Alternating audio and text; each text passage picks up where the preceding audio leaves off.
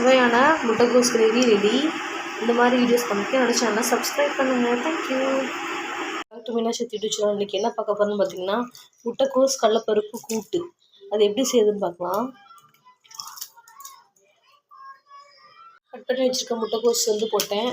இதில் ஒரு வெங்காயம், 2 தக்காளி,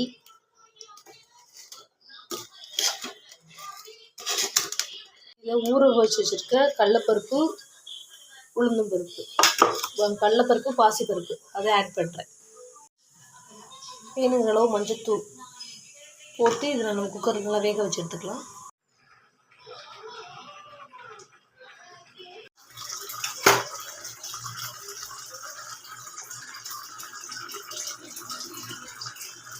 ஃபஸ்ட்டு எண்ணெய் ஊற்றி கடுகு ஊற்றி தாளிச்சாச்சு. இப்போ குக்கரில் வேக வச்ச அந்த முட்டைகோஸ், கடலைப்பருப்பு, பாசிப்பருப்பு இதில் ஆட் பண்ணணும்.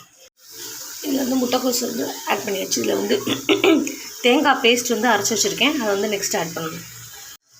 இது தேங்காய், ஜீரகம், வெள்ளைப்பூடு ஆட் பண்ணியிருக்கேன், அரைச்சிருக்கேன். அதை நல்லா ஆட் பண்ணுறேன். இது நல்லா கொதிச்சது இறக்குனா சுவையான முட்டைகோஸ் கூட்டு ரெடி.